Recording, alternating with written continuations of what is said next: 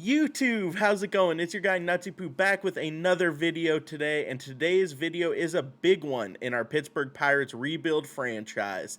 It is draft day in year 2 of our rebuild, and this is a huge moment for the Pirates franchise. We have the #1 overall pick for the second year in the row. Last year we used it on just superstar pitcher Kumar Rocker, who just made his debut in our last video.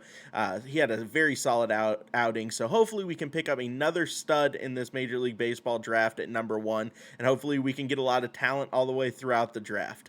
Draft time is always one of my favorite moments in every franchise mode across any sports games. I love drafting new prospects and new players for my team. If you guys haven't already, feel free to drop a follow on this video, or drop a like on this video, I should say, and feel free to drop a subscription here on the channel. YouTube tells me about 50% of the people who watch these videos aren't subscribed, so let's go ahead and change that. I appreciate you guys spending your time to watch this with me. Let's get into it. All right, so real quick, I just want to give you a quick update on the team. We're currently 17-31. We've actually had a pretty good month of May, to be honest. We're 4-6 in our last 10, but we're 11.5 back in the division. So this draft is going to be a huge, huge moment for us. All right, so we have the #1 overall pick here. This is going to be huge. The big issue that I'm running into on this draft is there are not very many solid prospects, if we're being honest. There's a group of decent closers, but virtually every prospect in this draft are 2026 plus, which is not great, especially not great if you're looking for having the #1 overall pick in the draft. There's a couple of people who I'd be very interested in. Johnny McCain here, but the only issue is I don't think I can take him right now. So, with that being said, we have the starting pitcher who's an 80-60 overall. We also have the center fielder who's an 80-55 overall. Not great power, but good contact. I think we are going to go ahead and take... Oh, man, this is always such a rough take. I have to take one of the blue chip prospects. I can't pass on the guaranteed 90-plus potential. I think we need outfield depth, if we're being honest. Maybe this right fielder. He's only a 55 overall, or a 50 overall, though. We have a starter here: slider, running fastball, changeup, curveball. Lucius Halloway. We have Henry Cardenas here: slider, 4-seam, 12-seam, 2-seam change.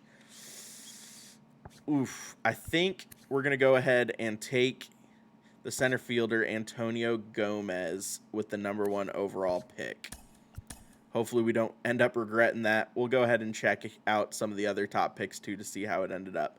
We do have a competitive balance round here. And look at that, Johnny McCain, who I thought I would wanted to take in the first round, falls to me here in the second round. So we're going to go center fielder, back-to-back picks here in the draft. Now we have a chance to pop back here. And now we can take the guaranteed 80 overall starter, projected 2025. Go ahead and grab him. That's our first arm there. That's sick, though. I'm so happy we ended up being able to get that center fielder prospect I wanted. All right, so here's the issue, though. Now it kind of becomes a guessing game. So I generally like to go reliever arms, especially who have good pitch mixes. They say they're supposed to be 80 overalls, but you never really know when you get to this point in the draft. So I think I'm going to take Will Machado here. He has a pretty decent pitch mix. But when you get this far into the MLB draft, especially how scouting works in MLB the Show, you are 100% guessing. This first baseman has guaranteed 80 power. He's 80 graded power against lefties. He could be a good bench bat down the line. We've already scouted him, so we're going to go ahead and take him with the guaranteed 75 potential. In round 5, I think we're going to take a flyer here on a... This dude's projected 2023. We have another 2023. 2-seam curve slider splitter is a very interesting pitch mix. I'm going to go ahead and take Alonzo here. Alonzo Paney, see if he can really, maybe he's worth something. And then finally, in round 6, we have 2 starters, 1 reliever. I'm going to go ahead and take Harmon Grubb here, who's the other starter.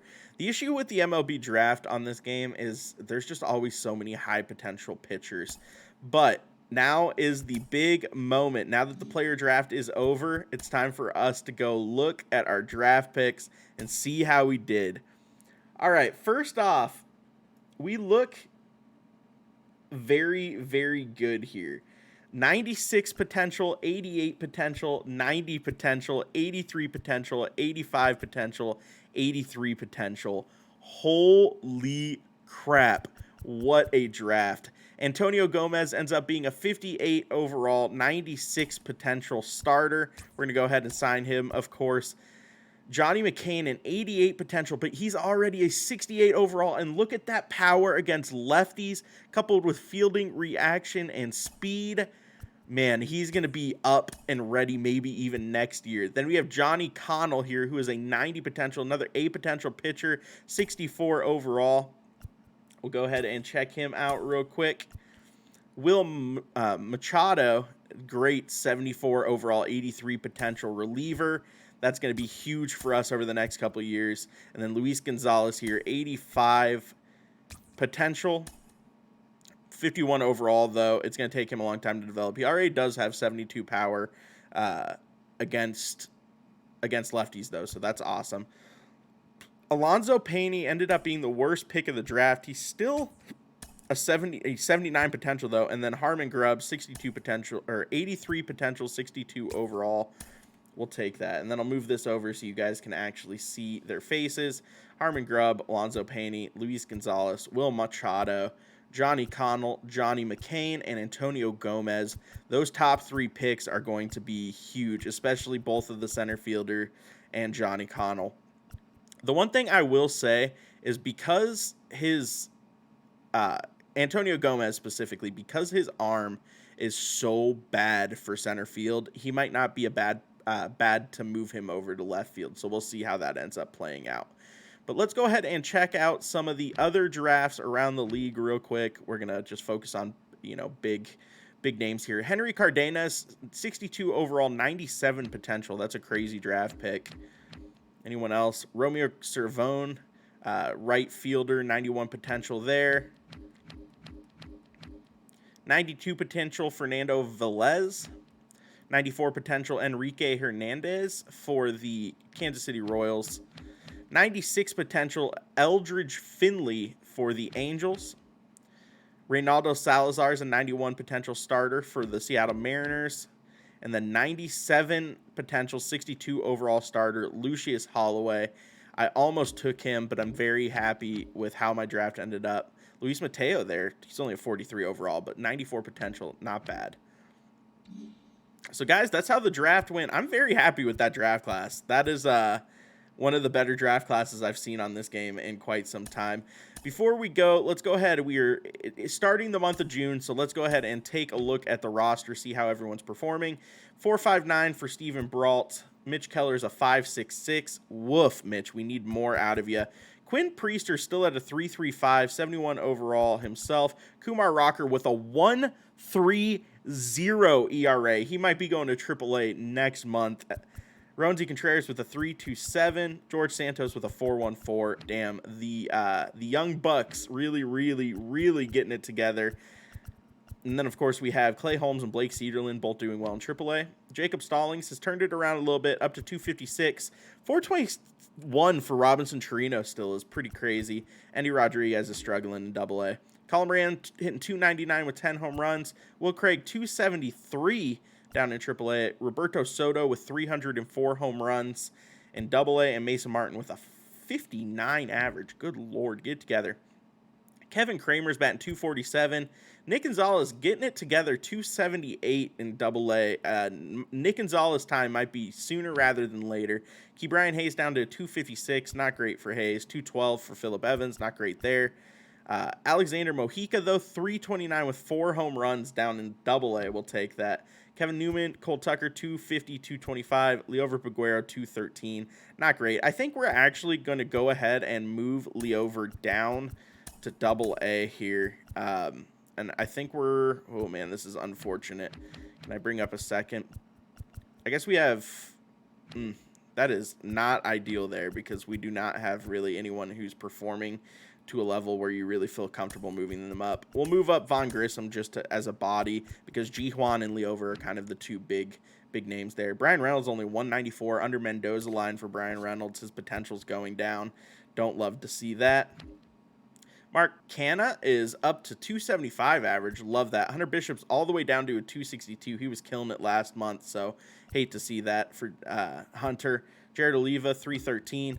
O'Neal Cruz is batting 270 with 6 home runs and 100 at-bats in AAA. Man, it might be time to bring him back, honestly. I don't know what we do here.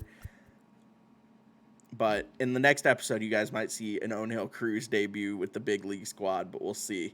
So yeah, guys, that's how it's going right now in Bucko land. How do you feel about the Major League Baseball draft? You guys are gonna have to tell me in the comments down below.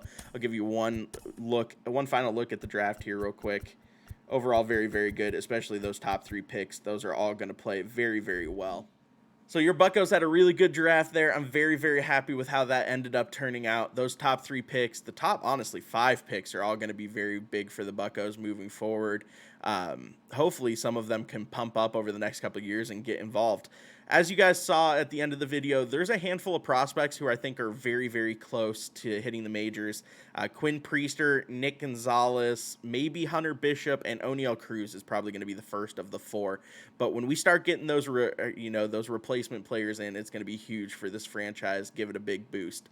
That's it for today, guys. If you guys haven't already, feel free to drop the video a like and then also subscribe to the channel. It's always very much appreciated. I stream over on Twitch. My Twitch link is in the description down below. I stream Mondays through Thursdays at 8:15 Eastern Time. Then also feel free to follow me over on Twitter and TikTok. Both of those descriptions are down below as well. Until next time, guys, stay safe out there. We'll see you soon. Peace.